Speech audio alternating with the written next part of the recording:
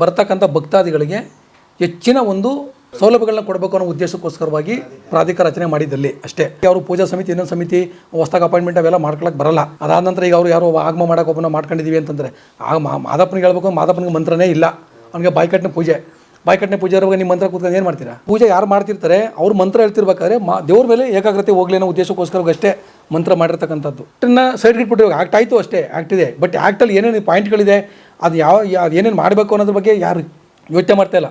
ಸೈಡ್ಗೆ ಇಟ್ಬಿಟ್ಟು ಏನೇನು ಬಗ್ಗೆ ಎಲ್ಲ ಇತಿಹಾಸ ಒಂದು ಕಡೆಯಿಂದ ರೈಟ್ ಮಾಡ್ತಿದ್ದಾರೆ. ಅಲ್ಲಿ ಕ್ಷೇತ್ರ ಅಭಿವೃದ್ಧಿ ಮಾಡಬೇಕೆ ವಿನಃ ದೇವಸ್ಥಾನದ ಪೂಜೆಗಳಿಗೆ ಯಾವುದೇ ಕಾರಣಕ್ಕೂ ಪ್ರಾಧಿಕಾರದ ಕೈ ಹಾಕಂಗಿಲ್ಲ. ಈಗ ಉದಾಹರಣೆಗೆ ನಿಮ್ಗೆ ಅಲ್ಲಿ ಮ್ಯೂಸಿಯಂ ಮಾಡಿದ್ರು, ಮ್ಯೂಸಿಯಮಲ್ಲಿ ರಾಮ ಮೊಗಪ್ಪನ ಇತಿಹಾಸನೇ ಹಾಕಲಿಲ್ಲ. ಈಗ ಇಷ್ಟೆಲ್ಲ ದಾಖಲೆ ತೋರಿಸಿ ಇವೆಲ್ಲ ಸುಳ್ಳ. ಮೊದಲು ಕಾರೆ ಬಿಲ್ಲಂದು ಹಾಕಿದ್ದಾರೆ, ಆಲಮಡಿ ಜುಂಜಗೌಡರು ಹಾಕಿದ್ದಾರೆ, ಅಲ್ಲಿ ಉತ್ತರಾಜಮಂದು ಹಾಕಿದ್ದಾರೆ, ವ್ಯಾಘ್ರಂಥ ಮಹರ್ಷಿಗಳು ಹಾಕಿದ್ದಾರೆ, ಮತ್ತು ಸುತ್ತೂರು ಮಠದಲ್ಲಿ ಬಂದು ಮಾದಪ್ಪ ರಾಗಿ ಬೀಸ್ತ ಅಂತ ಹಾಕಿದ್ದಾರೆ. ಸೊ ಆ ಇತಿಹಾಸ ಆದ್ಮೇಲೆ ರಾಮ ಮೊಗಪ್ಪನ ಕೂಡ ಹೆಣ್ಮ ಜನ ಮಾಡಿದ್ರು ಅಂತ ಹಾಕ್ಬೋದಾಗಿತ್ತಲ್ಲ. ಆಲಮಡಿ ಜುಂಜಗೌಡ ಅರ್ಜಿ ಕೊಟ್ಟಿದ್ದ, ಕಾರೆ ಬಿಲ್ಲೆ ಒಂದು ಅರ್ಜಿ ಕೊಟ್ಟಿದ್ದ, ಅದು ವ್ಯಾಘ್ರಂಥ ಮಹರ್ಷಿಗಳು ಬಂದು ಅರ್ಜಿ ಕೊಟ್ಟಿದ್ರ. ಇಲ್ಲಿ ಕಡ್ಕೊಂಡು ಇಲ್ಲಿ ತನಕ ಕೋರ್ಟ್ ಆದೇಶ ಕೊಟ್ಟ ನಂತರ ನಾವು ಮನವಿ ಕೊಟ್ಟಿದ್ದೀವಿ. ಇಲ್ಲಿ ತನಕ ಅಟ್ಲೀಸ್ಟ್ ಒಂದು ಕರೆಸ್ಪಾಂಡೆನ್ಸ್ ಮಾಡಿಲ್ಲ ನಮಗೆ. ಅವರು ಇತಿಹಾಸಕ್ಕೆ ನೀವು ಸಮಿತಿ ಮಾಡಿದಿರಿ ಅಂತಂದ್ರೆ ಎಲ್ಲ ಇತಿಹಾಸ ನೋಡಿದ್ರೆ ರಾಮ ಮೊಗಪ್ಪ ಇತಿಹಾಸ ಅವ್ರು ಕಣ್ಣು ಕಾಣಲಿಲ್ವಾ? ಮಾದಪ್ಪನ ಇಚ್ಛೆಗೆ ವಿರುದ್ಧವಾಗಿ ನಾವು ಮಾಡಬೇಕಿಲ್ಲ ಅಂತ ಅವರು ಪಣ ತೊಟ್ಟಿರುವಾಗ ನಾವೇನು ಮಾಡೋಕ್ಕಾಗತ್ತೆ ಅವ್ರನ್ನ? ಸ್ವಾಮಿ ಶರಣಯ್ಯ ಶರಣಯ್ಯ ನಿಮಗೆ ಪ್ರಾಧಿಕಾರ ರಚನೆ ಆಗಿದ್ದ ಉದ್ದೇಶ, ಮೂಲ ಉದ್ದೇಶ ಅಂತಂದರೆ ಅವರ ಆ್ಯಕ್ಟಲ್ಲಿದೆ, ಬೆಟ್ಟದ ಪ್ರಾಧಿಕಾರದ ಆ್ಯಕ್ಟ್ ಇದೆ ನೋಡಿ. ಆ್ಯಕ್ಟಲ್ಲಿ ಏನು ಕೊಟ್ಟಿದ್ದಾರೆ? ದೇವಸ್ಥಾನದ ಅಂದರೆ ಬರ್ತಕ್ಕಂಥ ಭಕ್ತಾದಿಗಳಿಗೆ ಹೆಚ್ಚಿನ ಒಂದು ಸೌಲಭ್ಯಗಳನ್ನ ಕೊಡಬೇಕು ಅನ್ನೋ ಉದ್ದೇಶಕ್ಕೋಸ್ಕರವಾಗಿ ಪ್ರಾಧಿಕಾರ ರಚನೆ ಮಾಡಿದ್ದಲ್ಲಿ ಅಷ್ಟೇ. ಅವರು ಕೂಡ ಪ್ರಾಧಿಕಾರದಲ್ಲಿ ಏನು ಹೇಳಿದೆ, ಎಂಡೋಮೆಂಟ್ ಆ್ಯಕ್ಟ್ನ ಪ್ರಕಾರವಾಗಿ ನಾವು ಯಾವುದೇ ಕಾರಣಕ್ಕೂ ಕೂಡ ಪೂಜಾ ಒಂದು ಕಾರ್ಯಕ್ರಮಗಳಲ್ಲಿ ನಾವು ಕೈ ಹಾಕಲ್ಲ ಅಂತಲೇ ಸ್ಪಷ್ಟವಾಗಿ ಹೇಳ್ಬಿಟ್ಟಿದ್ದಾರೆ ಅವ್ರ ಆ್ಯಕ್ಟಲ್ಲಿ. ಹಾಗಾಗಿ ಅವರು ಪೂಜಾ ಸಮಿತಿ ಇನ್ನೊಂದು ಸಮಿತಿ ಹೊಸದಾಗಿ ಅಪಾಯಿಂಟ್ಮೆಂಟ್ ಅವೆಲ್ಲ ಮಾಡ್ಕೊಳಕ್ಕೆ ಬರಲ್ಲ, ಯಾವುದೂ ಮಾಡ್ಕೊಳಕ್ಕೆ ಬರಲ್ಲ. ಯಾವುದೇ ಆಗಲಿ ಪೂಜಾ ಸಮಿತಿಗೆ ಸಂಬಂಧಪಟ್ಟಂಗೆ ನೇಮಕಾತಿನೂ ಕೂಡ ಮಾಡೋಕ್ಕೆ ಬರಲ್ಲ. ಅದಾದ ನಂತರ ಈಗ ಅವರು ಯಾರೋ ಆಗಮ ಮಾಡೋಕೆ ಒಬ್ಬನ ಮಾಡ್ಕೊಂಡಿದ್ದೀವಿ ಅಂತಂದರೆ ಆಗ ಮಾದಪ್ಪನಿಗೆ ಹೇಳ್ಬೇಕು, ಮಾದಪ್ಪನಿಗೆ ಮಂತ್ರನೇ ಇಲ್ಲ, ಅವನಿಗೆ ಬಾಯ್ಕಟ್ಟಿನ ಪೂಜೆ ಇರುವಾಗ ನಿಮ್ಮ ಮಂತ್ರ ಕೂತ್ಕೊಂಡು ಏನು ಮಾಡ್ತೀರಾ? ಯಾಕೆಂದರೆ ಅದು ಈಗ ಮಂತ್ರ ಹೇಳೋ ಉದ್ದೇಶ ಏನು? ಯಾವುದೇ ದೇವಸ್ಥಾನದಾಗಲಿ ಮಂತ್ರ ಹೇಳೋ ಉದ್ದೇಶ ಇಷ್ಟೇ. ಮಂತ್ರ ಹೇಳಿದ ತಕ್ಷಣ ದೇವ್ರು ಬರ್ತದೆ ಅಂತಲ್ಲ ಉದ್ದೇಶ ಇಲ್ಲ. ನಾವು ಪೂಜೆ ಯಾರು ಮಾಡ್ತಿರ್ತಾರೆ ಅವ್ರು ಮಂತ್ರ ಹೇಳ್ತಿರ್ಬೇಕಾದ್ರೆ ದೇವ್ರ ಮೇಲೆ ಏಕಾಗ್ರತೆ ಹೋಗ್ಲಿ ಅನ್ನೋ ಉದ್ದೇಶಕ್ಕೋಸ್ಕರ ಅಷ್ಟೇ ಮಂತ್ರ ಮಾಡಿರ್ತಕ್ಕಂಥದ್ದು ಅಷ್ಟೇ. ಈಗ ನಾವು ಯಾವುದೋ ಒಂದು ಭಸ್ಮ ಹಾಕ್ತಿರ್ತೀವಿ, ಅದಕ್ಕೊಂದು ಮಂತ್ರ ಇರುತ್ತೆ. ನಾವು ಅರ್ಶಿನ ಕುಂಕುಮ ಹಾಕ್ತೀವಿ, ಅದಕ್ಕೊಂದು ಇರುತ್ತೆ. ಗಂಧ ಹಾಕ್ತೀವಿ, ಅದಕ್ಕೊಂದು ಇರುತ್ತೆ. ಸೊ ಅಂದರೆ ಆ ಒಂದು ಕಾರ್ಯಗಳನ್ನ ನೆರವೇರಿಸ್ಬೇಕಾದ್ರೆ ಆ ಮಂತ್ರ ಹೇಳಿದಾಗ ದೇವ್ರ ಮೇಲೆ ನಮಗೊಂದು ಏಕಾಗ್ರತೆ ಹೋಗುತ್ತೆ ಅನ್ನೋ ಉದ್ದೇಶ ಅಷ್ಟೇ. ಈಗೇನಾಗಿದೆ, ಅದನ್ನು ಬಿಟ್ಟು ಅಂದರೆ ಆ್ಯಕ್ಟಲ್ಲಿ ಏನಿದೆ, ಆ್ಯಕ್ಟನ್ನ ಸೈಡ್ಗೆ ಇಟ್ಬಿಟ್ಟು ಆ್ಯಕ್ಟ್ ಆಯಿತು ಅಷ್ಟೇ, ಆ್ಯಕ್ಟ್ ಇದೆ. ಬಟ್ ಆ್ಯಕ್ಟಲ್ಲಿ ಏನೇನು ಪಾಯಿಂಟ್ಗಳಿದೆ, ಅದು ಏನೇನು ಮಾಡಬೇಕು ಅನ್ನೋದ್ರ ಬಗ್ಗೆ ಯಾರು ಯೋಚನೆ ಮಾಡ್ತಾ ಇಲ್ಲ. ಸೈಡ್ಗೆ ಇಟ್ಬಿಟ್ಟು ಏನೇನು ಬಗ್ಗೆ ಎಲ್ಲ ಇತಿಹಾಸ ಒಂದು ಕಡೆಯಿಂದ ರೈಟ್ ಮಾಡ್ತಿದ್ದಾರೆ. ಅಲ್ಲಿ ಆ್ಯಕ್ಚುಲಿ ಅವರು ಅಭಿವೃದ್ಧಿ ಮಾಡಬೇಕು, ಕ್ಷೇತ್ರ ಅಭಿವೃದ್ಧಿ ಮಾಡಬೇಕೆ ವಿನಃ ದೇವಸ್ಥಾನದ ಪೂಜೆಗಳಿಗೆ ಯಾವುದೇ ಕಾರಣಕ್ಕೂ ಪ್ರಾಧಿಕಾರದ ಕೈ ಹಾಕಂಗಿಲ್ಲ. ಅವರ ಆ್ಯಕ್ಟ್ ಪ್ರಕಾರನೇ ಅದು ಇರ್ತಕ್ಕಂಥದ್ದಲ್ಲಿ. ಹಾಗಾಗಿ ಅವರು ಸಹಜವಾಗಿ ಈಗ ಯಾವುದೇ ಒಂದು ಸಮಿತಿ ಮಾಡಿ, ಈಗ ಉದಾಹರಣೆಗೆ ನಮ್ಗೆ ಅಲ್ಲಿ ಮ್ಯೂಸಿಯಂ ಮ್ಯೂಸಿಯಮಲ್ಲಿ ರಾಮ ಮೊಗಪ್ಪನ ಇತಿಹಾಸನೇ ಹಾಕಲಿಲ್ಲ. ಈಗ ಇಷ್ಟೆಲ್ಲ ದಾಖಲೆ ತೋರಿಸಿ ಇವೆಲ್ಲ ಸುಳ್ಳ. ಹೌದು, ಈಗ ನಮ್ಮಲ್ಲಿ ಡಿಸ್ಪ್ಯೂಟ್ ಇತ್ತು. ಈಗ ಅವ್ರು ಏನು ಹೇಳ್ತಾರೆ, ಇಲ್ಲ ರೀ ಅವರಿಬ್ಬರದು ಕೋರ್ಟಲ್ಲಿದೆ. ಕೋರ್ಟ್ಲಿ ಏನಿದೆ, ಯಾರು ಮಾಡಬೇಕು ಅಂತಿದೆ ಅಷ್ಟೇ ಹೊರತು ರಾಮ ಮೊಗಪ್ಪ ಮಾಡಿಲ್ಲ ಅಂತಿದೆಯಾ? ರಾಮ ಮೊಗಪ್ಪ ಮಾಡಿದ್ರು ಅಂತಂದರೆ ರಾಮ ಮೊಗಪ್ಪನ ಹಾಕಿ ಅಂತ ಈಗ ಎಲ್ಲಾರು ಹಾಕಿದ್ದಾರೆ. ಈಗಲ್ಲಿ ಮೊದಲು ಕಾರೆ ಬಿಲ್ಲಂದು ಹಾಕಿದ್ದಾರೆ, ಆಲಮಡಿ ಜುಂಜಗೌಡರು ಹಾಕಿದ್ದಾರೆ, ಆಯಿತಾ. ಮತ್ತು ಆಮೇಲೆ ಬಂದುಬಿಟ್ಟು ಅಲ್ಲಿ ಉತ್ತರಾಜಮಂದು ಹಾಕಿದ್ದಾರೆ, ವ್ಯಾಘ್ರಂಥ ಮಹರ್ಷಿಗಳು ಹಾಕಿದ್ದಾರೆ, ಮತ್ತು ಸುತ್ತೂರು ಮಠದಲ್ಲಿ ಬಂದು ಮಾದಪ್ಪ ರಾಗಿ ಬೀಸ್ತ ಅಂತ ಹಾಕಿದ್ದಾರೆ, ಎಲ್ಲ ಹಾಕಿದ್ದಾರೆ. ಸೊ ಆ ಇತಿಹಾಸ ಆದ್ಮೇಲೆ ರಾಮ ಮೊಗಪ್ಪನ ಕೂಡ ಹೆಣ್ಮ ಜನ ಮಾಡಿದ್ರು ಅಂತ ಹಾಕ್ಬೋದಾಗಿತ್ತಲ್ಲ. ಡಿಸ್ಪ್ಯೂಟ್ ಇರೋದು ನಮ್ಗೆ ಈಗ ಈ 20ನೇ ಜನರೇಷನ್, ಈ 20th ಸೆಂಚುರಿದು 20ನೇ ಶತಮಾನದಷ್ಟೇ ಡಿಸ್ಪ್ಯೂಟ್ ಇರೋದು. 12ನೇ ಶತಮಾನ ಡಿಸ್ಪ್ಯೂಟ್ ಇತ್ತಾ? ಇಲ್ವಲ್ಲ, ಅದನ್ನು ಹಾಕ್ಬೋದಾಗಿತ್ತಲ್ಲ. ಆ ಇತಿಹಾಸ ಅಂತ ಹಾಕಿ ಅಂತ ನಾವು ಕೋರ್ಟ್ ಆರ್ಡರ್ ಮಾಡೋದು. ಬೇರೆಯವರೆಲ್ಲ ಯಾರು ಅರ್ಜಿ ಕೊಟ್ಟಿದ್ರು ಹಾಕಿ ಅಂತ? ಆಲಮಡಿ ಜುಂಜಗೌಡ ಅರ್ಜಿ ಕೊಟ್ಟಿದ್ದ, ಕಾರೆ ಬಿಲ್ಲೆ ಒಂದು ಅರ್ಜಿ ಕೊಟ್ಟಿದ್ದ, ಅದು ವ್ಯಾಘ್ರಂಥ ಮಹರ್ಷಿಗಳು ಬಂದು ಅರ್ಜಿ ಕೊಟ್ಟಿದ್ರ? ಇಲ್ವಲ್ಲ, ನಾವು ಅರ್ಜಿ ಕೊಟ್ವಿ ಹಾಕಿ ನಮ್ಮ ಇತಿಹಾಸನ ಅಂತ. ಕೋರ್ಟ್ ಇದನ್ಬಿಟ್ಟು ನೀವು ಹಾಕಲಿಲ್ಲ ಅಂತಂದರೆ ಎಷ್ಟು ಸರಿ? ಅದು ನೀವೇನಾರ ಮಾಡ್ಕೊಳ್ಳಿ, ಪೂಜೆಗೆ ಬಿಟ್ಟೋದು ನಂತರ ಕೋರ್ಟ್ ತೀರ್ಮಾನ ಮಾಡಿ, ಬೇಡ ಅಂತ ಹೇಳ್ತಾ ಇಲ್ಲ. ಆದರೆ ರಾಮ ಮೊಗಪ್ಪನ ಇತಿಹಾಸನ ನೀವು ಯಾಕೆ ಹಾಕಲಿಲ್ಲ ಅಲ್ಲಿ? ಈಗ ಮೊನ್ನೆ ಕೋರ್ಟೆಲ್ಲ ಇದೆಲ್ಲ ಎವಿಡೆನ್ಸ್ ನೋಡ್ಬಿಡ್ತಾರೆ, ಕೋರ್ಟ್ ಆದೇಶ ಕೊಟ್ಟಿದೆಯಲ್ಲ, ಇವರು ಕೂಡ ಮೊದಲು ಸರ್ವಿಸ್ ಮಾಡ್ಕೊಂಡು ಅದು ನೀವು ಅವ್ರನ್ನ ಕೇಳಬೇಕು, ಪ್ರಾಧಿಕಾರದವ್ರು ಕೇಳಬೇಕು, ಇಲ್ಲ CM ಕೇಳಬೇಕು, ನೀವು ಸ್ವಂತ CM ಕೇಳಬೇಕು. ಯಾಕಂದರೆ ಅವರೇ ಅಧ್ಯಕ್ಷರು, ಮಾನ್ಯ ಮುಖ್ಯಮಂತ್ರಿಗಳ ಅಧ್ಯಕ್ಷರು. ಇದಕ್ಕೆ ಸ್ವಾಮಿ ಈ ಥರ ಇತಿಹಾಸ ಇದೆಯಲ್ಲ, ಇಷ್ಟೆಲ್ಲ ಡಾಕ್ಯುಮೆಂಟ್ ಇದೆಯಲ್ಲ, ನಿಮ್ಮ ಸರ್ಕಾರಿ ದಾಖಲೆಗಳಿದೆಯಲ್ಲ, ಸರ್ಕಾರಿ ದಾಖಲೆಗಳಲ್ಲಿ ಉಲ್ಲೇಖ ಇದೆಯಲ್ಲ, ಹೈದರಾಲಿಖಾನ ಶಾಸನ ಉಲ್ಲೇಖ ಇದೆ, ವೀರಬಲ್ಲಾಳ ಶಾಸನ ಉಲ್ಲೇಖ ಇದೆ, ಆಮೇಲೆ ಪುನಃ ಅಲ್ಲಾಳಂತ ಉಲ್ಲೇಖ, ಹೊಯ್ಸಳರ ಶಾಸನ ಉಲ್ಲೇಖ ಇದೆ, ಮತ್ತು 1246 ಇಸ್ವಿದು ಅದೇ ಹೊಯ್ಸಳ ಶಾಸನ ಅದು ಉಲ್ಲೇಖ ಇದೆ. ಅದೆಲ್ಲ ಇರುವಾಗ ನೀವು ಅದು ಹೆಂಗೆ ಅವರು ಇಲ್ಲ ಅಂತ ನೀವು ಹೇಳ್ತೀರಾ? ನೀವು ಯಾಕೆ ಹಾಕ್ಲಿಲ್ಲ ಇದನ್ನು? ಅವ್ರು ನೆನ್ನೆ ಬಂದರು ಫೋಟೋ ಹಾಕಿ ಅಂತ ಹೇಳಿಲ್ವಲ್ಲ. ನಮ್ಮ ಇತಿಹಾಸನ ಯಾಕೆ ಕಳಿಸ್ತೀರಾ ನೀವು? ನಮ್ಮ ಪೂರ್ವದಲ್ಲಿ ಮಾದಪ್ಪನ ಸೇವೆ ಮಾಡ್ಕೊಂಡು ಬಂದರೆ ಅವ್ರದ್ದು ಹಾಕಿ ಅಂತಲೇ ಕೇಳ್ತಾ ಇರೋದು. ಅವ್ರದ್ದು ಹಾಕ್ಬೋದಾಗಿತ್ತಲ್ಲ. ಇಷ್ಟು ಒಂದು ಸಣ್ಣ ಕಾರಣ ಇದಕ್ಕೋಸ್ಕರವಾಗಿ ಇಷ್ಟೆಲ್ಲ ಯಾಕೆ ಕೋರ್ಟ್ ಕೂಡ ಆದೇಶ ಕೊಟ್ಟಿದ್ದೆಲ್ಲ. ಕೋರ್ಟ್ ಆದೇಶ ಕೊಟ್ಟಿಲ್ಲ ನಾವು ಹೇಳ್ತಿರಲ್ಲ, ಕೋರ್ಟ್ ಆದೇಶ ಕೊಟ್ಟಿದ್ದೆಲ್ಲ. ಮಾಡಿ ಅವರು ಮೊದಲಿಂದ ಸರ್ವಿಸ್ ಮಾಡ್ಕೊಂಡು ಬಂದಿದ್ದಾರೆ. ಬೇರೆಯವ್ರು ಹಾಕ್ತಂಗೆ ಅವ್ರದ್ದು ಕೂಡ ಹಾಕ್ಬೇಕು ನೀವು ಅಂತ ಕೊಟ್ಟಿದ್ದಾರಲ್ಲ.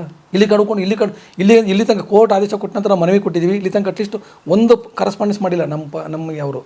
ಇದನ್ನೆಲ್ಲ ಯಾರು ಅವಾಯ್ಡ್ ಮಾಡ್ತಿರೋದು? ಮ್ಯೂಸಿಯಮಲ್ಲಿ ಹೌದು, ಪ್ರೀತಮ್ ಕೆಳಗಡೆ 2 ಅಂತ ಮ್ಯೂಸಿಯಂ ಮಾಡಿದ್ದಾರೆ, ಎಲ್ಲರದ್ದು ಹಾಕಿದ್ದಾರೆ, ನಮ್ದು ಹಾಕಿಲ್ಲ. ಕಾರಣ ಏನು? ಯಾಕೆ ಹಾಕಿಲ್ಲ? ಯಾಕೆ ಹಾಕ್ಬಾರ್ದು? ಅಂದರೆ ನಾನು ಹೇಳ್ತಾ ಇರೋದು, ಈ ಒಂದು ಇತಿಹಾಸಕ್ಕೆ ನೀವು ಸಮಿತಿ ಮಾಡ್ಕೊಂಡಿವಿ ಅಂತ ಹೇಳ್ತೀರಿ. ಇತಿಹಾಸಕ್ಕೆ ನೀವು ಸಮಿತಿ ಮಾಡಿದ್ದೀರಿ ಅಂತಂದ್ರೆ ಎಲ್ಲ ಇತಿಹಾಸ ನೋಡಿದ್ಮೇಲೆ ರಾಮ ಮೂಗಪ್ಪ ಇತಿಹಾಸ ಅವ್ರು ಕಣ್ಣು ಕಾಣಲಿಲ್ವಾ? ಯಾರು ಮಾದೇಶ್ವರನ ಬೆಟ್ಟದಿಂದ ಸರಗೂರು ಮೂಗಪ್ಪನ ವಂಶಸ್ಥರನ್ನ ದೂರ ಇಡುವಂತ ಪ್ರಯತ್ನ ಮಾಡ್ತಾರೆ. ಷಡ್ಯಂತ್ರ, ಪ್ರಯತ್ನ ಅಲ್ಲ, ಷಡ್ಯಂತ್ರ. ಷಡ್ಯಂತ್ರ ಅನ್ನೋದು ಅದು ನಿಮಗೆ ಕಾಣ್ತಿದ್ದೀಗ. ನಾವು ಇಂಥವ್ರು ಅಂತ ನಾವು ಹೆಸರು ಹೇಳಿ ಸುಮ್ಮನೆ ನಮ್ಮ ಬಾಯಿ ಹೊಲ್ಸ್ ಮಾಡ್ಕೊಳ್ಳೋದು ಬೇಡ ನಾವು. ಹಾಂ, ಯಾಕೆಂದ್ರೆ ಗೊತ್ತು ನಮಗೆ ಯಾರು ಅಂತ ಗೊತ್ತು. ಅವ್ರ ಹೆಸರು ನಾವೇ ಕೇಳಕ್ಕೆ ಹೋಗೋಣ? ಈಗ ಮಾದಪ್ಪನ ಇತಿಹಾಸನೇ ಇಲ್ಲ. ಮಾದಪ್ಪನ ಇತಿಹಾಸ ಈ ಮಾದಪ್ಪ ಏನು ಬಯಸಿದ್ರು ಮೊದಲು ಅದಕ್ಕೆ ವಿರುದ್ಧವಾಗಿ ನಾವು ಪೂಜೆ ಮಾಡಿಸ್ಬೇಕಿಲ್ಲ, ಅದ್ರ ಪರವಾಗಿ ನಡೆಸಲೇಬಾರ್ದು. ಮಾದಪ್ಪನ ಇಚ್ಛೆಗೆ ವಿರುದ್ಧವಾಗಿ ನಾವು ಮಾಡಬೇಕಿಲ್ಲ ಅಂತ ಅವರು ಪಣ ತೊಟ್ಟಿರುವಾಗ ನಾವೇನು ಮಾಡೋಕ್ಕಾಗತ್ತೆ? ಅವ್ರು ತಿಳ್ಕೊಂಬೇಕು ಅದನ್ನು. ಇಲ್ಲ ಮಾದಪ್ಪ ಅವ್ರಿಗೆ ಯಾವ ಬೇರೆ ಥರದಲ್ಲಿ ಏನಾರು ಅವ್ರಿಗೆ ಸ್ವಲ್ಪ ಅವನು ಒಳ್ಳೆ ದಾರಿಗೆ ಹೋಗು ಅಂತೇಳಿ ಬುದ್ಧಿನ ಅವ್ರಿಗೆ ಕೊಡ್ಬೇಕು ಮಾದಪ್ಪ ಅಂತ ನಾನು ಅಷ್ಟೇ. ನಾವು ನಿಮ್ಗೆ ಅದನ್ನೇ ಸರ್ ಹೇಳಿದ್ದೆವು, ಮೊದಲನೇದಾಗಿ ಹೇಳಿದೆ ನೋಡಿ. ಮಾದಪ್ಪನವರು ಫಸ್ಟು ಪ್ರಪ್ರಥಮ ಸರಗೂರು ಬಂದು ಭಿಕ್ಷೆ ಮಾಡ್ಕೊಂಡು ಹೋದ ನಂತರ ಮೂಗಪ್ಪ ರಾಮ ಮದುವೆ ಆದ ನಂತರ ಇವರಿಬ್ಬರನ್ನ ಭಕ್ತಿನ ಪರೀಕ್ಷೆ ಮಾಡಬೇಕು ಅಂತ ಹೇಳ್ಬಿಟ್ಟು ಅವ್ರೇನು ಮಾಡ್ತಾರೆ, ಫಸ್ಟು ಮೂಗಪ್ಪನಿಗೆ ಬಂದು ರಾಮ ವಿರುದ್ಧವಾಗಿ ಹೇಳ್ತಾರೆ. ನಂತರ ರಾಮವ್ವ ಹತ್ರ ಹೋಗಿ ಮೂಗಪ್ಪನಿಗೆ ವಿರುದ್ಧವಾಗಿ ಹೇಳ್ತಾರೆ. ಎರಡೂ ಹೇಳ್ತಾರೆ ಅವರು. ಎರಡೂ ಹೇಳ್ಬಿಟ್ಟು ಮತ್ತೆ ಇವರಿಬ್ಬರು ಮದುವೆ ಆಗುತ್ತೆ. ಇವರಿಬ್ಬರು ಮದುವೆ ಆದ ನಂತರ ಇವರು ಅಣ್ಣ ತಮ್ಮ 7 ಜನ ಇರ್ತಾರೆ. 7 ಜನನ ಯಾವ ಥರ ದೂರ ಮಾಡಬೇಕು ಅಂತ ಹೇಳ್ಬಿಟ್ಟು ನಿಮ್ಗೆ ಹೇಳಿದೆ ಮೊನ್ನೆ ಒಂದು ಇದರಲ್ಲಿ ಮೊದಲನೇ ಎಪಿಸೋಡಲ್ಲಿ ಹೇಳಿದ್ದೀನಿ ನಿಮಗೆ. ಅದರಲ್ಲಿ ಅವ್ರಿಗೆ ಒಗ್ತನೇ ಸಂಸಾರನ ಬಿಡುಗಡೆ ಹೊಡಿತಾರೆ ಅವರು. ಸಂಸಾರ ಹೊಡೆದ್ಬಿಟ್ಟು ಮೂಗಪ್ಪ ಮತ್ತು ರಾಮವ್ವ ಇಬ್ಬರು ಸಪ್ರೇಟಾಗಿ ಅವರು ಭಾಗ ಆಗ್ತಾರೆ. ಸರಗೂರಪ್ಪನ ಫ್ಯಾಮಿಲಿಯಿಂದ ಡಿವೈಡ್ ಆಗಿ ಸಪ್ರೇಟಾಗಿ ಆಗ್ತಾರೆ. ಆಗ ಇವರು ಅವರಿಬ್ಬರೂ ಪತಿ ಇಬ್ಬರನ್ನೂ ಕೂಡ ಹೊಲಿಸ್ಕೋಬೇಕು ಅಂತ ಹೇಳ್ಬಿಟ್ಟು ಕಷ್ಟಗಳನ್ನ ಕೊಟ್ಟು ಇವ್ರನ್ನ ಹೊಲಿಸ್ಕೋತಾರೆ. ಅಂದರೆ ಇವ್ರ ಮನೆಯಲ್ಲೇ ಬಂದು ಅತಿ ಹೆಚ್ಚು ಬಂದು ನೋಡಿ ರಾಮವ್ವ ತಾಯಿ ಮೇಲೆ ಇಲ್ಲೊಂದು ಹೇಳ್ಬಿಡ್ತೀನಿ ನಿಮಗೆ ನೋಡಿ. ಮಹಾದೇವ ಸರಗೂರಯ್ಯನ ಮಠದ ಬಾಗಿಲು ಮುಂದೆ ನಿಂತ್ಕೊಂಡ್ರು. ಮುತ್ತಿನ ಜೋಳಿಗೆಯಂತೆ ಕತ್ತನ್ನು ತುಂಬ ರುದ್ರಾಕ್ಷಿ ಮಣಿಯಂತೆ ಮೈಗೆಲ್ಲ ಬಸಮಂಗವನ ಧರಿಸಿದ್ದಾರೆ. ಕಂಚಿನ ಕಂಸಾಳಿಯನ್ನು ಕೈಲಿಟ್ಕೊಂಡು ಮೂಗ್ದವರ ಮನೆ ಮುಂದ್ಗಾಡೆ ಆಯಿತಾ. ಧರ್ಮವ ಸಾರ್ಥ ನಿಂತವರೇ ಮಹಾದೇವ ನೋಡಿ ನಮ್ಮ ಶಿವನ ಮಾಯಕಾರ. ಮಹಾದೇವ ತುಂಬದ ಸ್ವಾಮಾರ ಜೀಸ ಕ್ವಾರಣ್ಯವನ್ನು ಸಾರ್ಥ ನಿಂತಿದ್ರೆ ರಾಮವ ಗೊತ್ತಾಯಿತು. ನಿನ್ನೆ ಜೀವಸ ರಂಗಸ್ವಾಮಿ ಮುಡುಕಿದ್ರೆ ಮಲ್ಲಪ್ಪನವರು ಬಂದು ಕ್ವಾರಣ್ಯವನ್ನು ತಗೊಂಡೋಗಿದ್ದಾರೆ.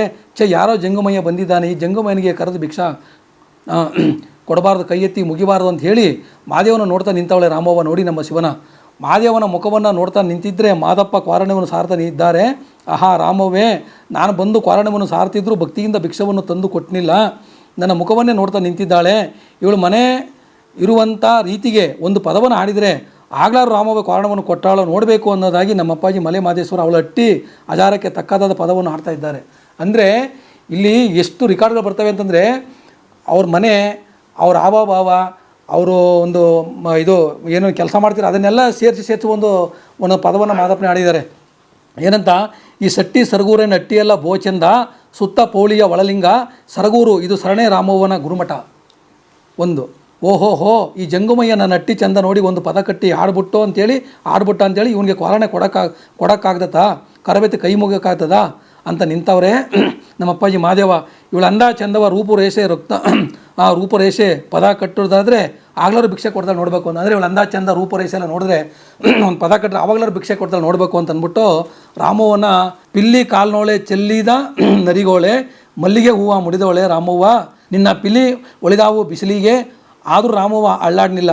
ಅಟ್ಟಿ ಮನೆಯೊಳೆ ಆಯಿತಾ, ಬೆಟ್ಟಿನ ನುಂಗುರದವಳೆ ಪಟ್ಟಿಯ ಸೀರೆ ನರಿಯೋಳೆ ರಾಮವ್ವ ನಿನ್ನಟ್ಟಿಲೆ ಗಂಧವ ಗೌದೆಲ್ದೋ ಅಂದರೆ ಗೌದೆಲ್ದೋ ಅಂತಂದರೆ ಒಂಥರ ಗಮಲು ಬಂತು ಅಂತ ಅನ್ನೋ ಉದ್ದೇಶ ಆಯಿತಾ. ಒಂದು ಸಾರಿ ಕೊಂಡಾಡ್ದ ಮಹಾದೇವ ಮತ್ತು ಒಂದು ಸಾರಿ ಕೊಂಡಾಡ್ದ ಮಹಾದೇವ ರಾಮವ್ವ ನೀನು ಯಾರೂ ಅನ್ನಲೇ ಇಲ್ಲ.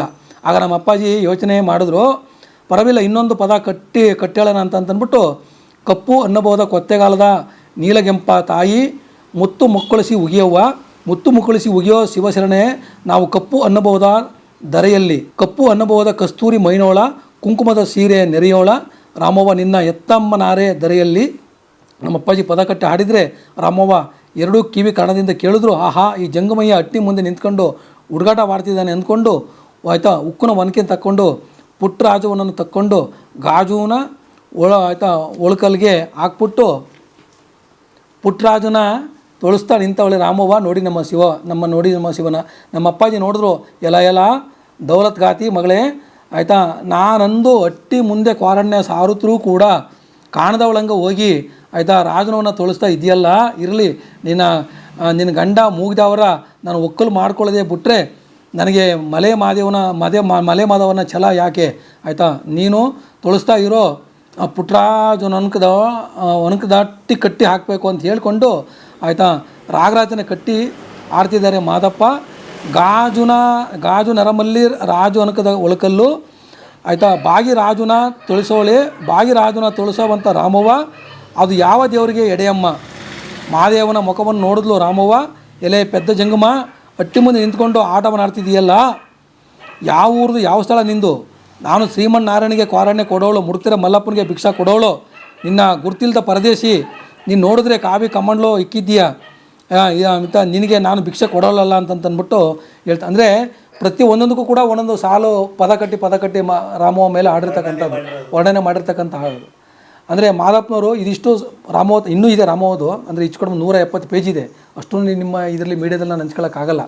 ಅಂದರೆ ಈ ಒಂದು ಬೇಸಿಸ್ ಮೇಲೆ ಜನಪದ ಸಾಹಿತ್ಯಗಾರರಾಗಲಿ, ಇನ್ನೊಬ್ಬರಾಗಲಿ, ಅಥವಾ ಡಾಕ್ಟರ್ ಜಯಸಿಂದ್ರ ಅರವಿಂದರಾಗಲಿ, ಅವರೆಲ್ಲ ಬರೆದಿರ್ತಕ್ಕಂಥದ್ದು ಇದ್ರ ಮೇಲೇ. ಚೆಲ್ಲಾಟಗಾರ ಮಾದಪ್ಪ ಆಗಿರ್ಬೋದು, ಅಥವಾ ಇನ್ನೊಂದು ಹೇಳಿದ್ರಲ್ಲ ಅದರಲ್ಲಿ ಸಂಪನ್ನಗಾರ ಮಾದಪ್ಪ, ಅದರಲ್ಲೆಲ್ಲ ಇದ್ರ ಮೇಲೆ ಆಡಿರ್ತಕ್ಕಂಥದ್ದು. ಇದನ್ನು ಆಕರ ಗ್ರಂಥ ಹಿಂಗೆ ಅಂತಂದರೆ, ಇದು ಜನಗಳ ಬಾಯಿನಲ್ಲಿ ಕಲೆಕ್ಟ್ ಮಾಡಿ ಅವರು ಬರೆದಿರ್ತಕ್ಕಂಥ ಒಂದು ಪದ್ಯ ರೂಪದ ಒಂದು ಜನಪದ ಮಹಾಕಾವ್ಯ ಇದು. ಸರಗೂರು, ಈಗ ನೋಡಿ 500 ಇರೋ ಊರು 500 ಉಂಡೆ ಅಂತೇಳಿ ಹಿಂಗೆ ಹೇಳಿದೆ. ಸರಗೂರು ಅನ್ನೋ ಹೆಸರು ಬಂದಿದ್ದೆ ಸರಗೂರಪ್ಪನಿಂದ. ಮೂಗಪ್ಪನ ತಂದೆ ಮೂಗಪ್ಪನವ್ರ ತಂದೆ ಹೆಸರು ಸರಗೂರಪ್ಪ ಅಂತ, ಅವ್ರ ತಾಯಿ ಹೆಸರು ಗೌರಮ್ಮ ಅಂತ. ಗೌರಮ್ಮ ಮತ್ತು ಮೂಗಪ್ಪ ಸರಗೂರಪ್ಪನ ದಂಪತಿ ಮಕ್ಕಳೇ ಇವರು, 7ನೇ ಮಗ ಇವರು ಮೂಗಪ್ಪ ಅನ್ನೋದು. ಹಾಗಾಗಿ ಆ ಸರಗೂರು ಕೂಡ ನಮ್ಮ ಪೂರ್ವಜರಿಂದನೇ ಹೆಸರು ಬಂದಿರೋದು. ಈ 500 ಉಂಡೆ ಅನ್ನೋದು ಕೂಡ ನಮ್ಮ ಪೂರ್ವಜರಿಂದನೇ ಬಂದಿರೋದು. ಅಂದರೆ 500 ಸರಗೂರು. ಹೌದು. ಇದು ಮೊದಲು ದೊಡ್ಡಿ ದನ ಕಟ್ತಿದ್ದಂಥ ಹಟ್ಟಿಗಳಿದು, ಉಂಡಿ. ಹೌದು, ಹಟ್ಟಿ ಅಥವಾ ಉಂಡಿ ಅಥವಾ ದೊಡ್ಡಿ ಅಂತ ಕರೀತಾರೆ ಇದನ್ನು.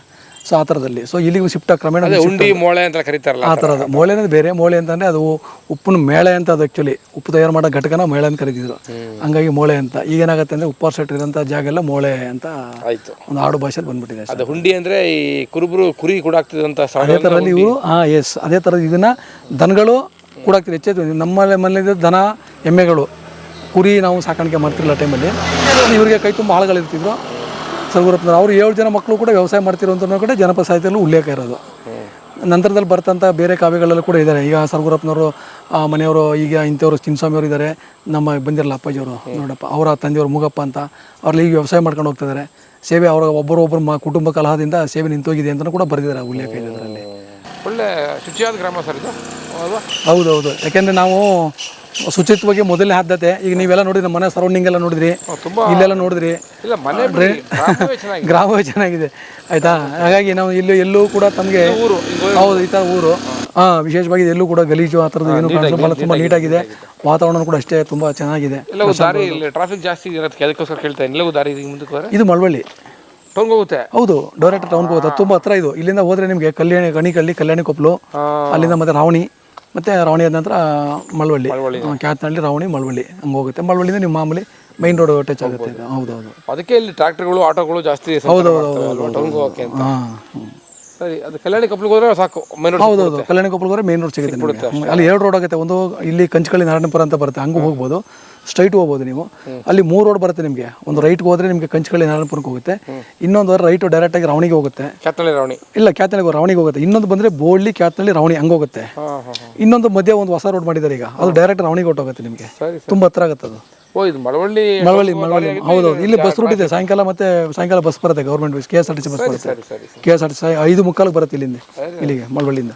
ಮಳವಳ್ಳಿ ತಲಕಾಡಿಗೆ ಹೋಗುತ್ತೆ, ತಲಕಾಡಲ್ಲಿ ಹಾಲ್ಟ್ ಅದು. ಸರಗೂರಯ್ಯನ ಒಕ್ಕಲ ಪಡೆದ ಸೋ ಅನ್ನೋಣ, ಸೋಬಾನ ಅನ್ನೋಣ.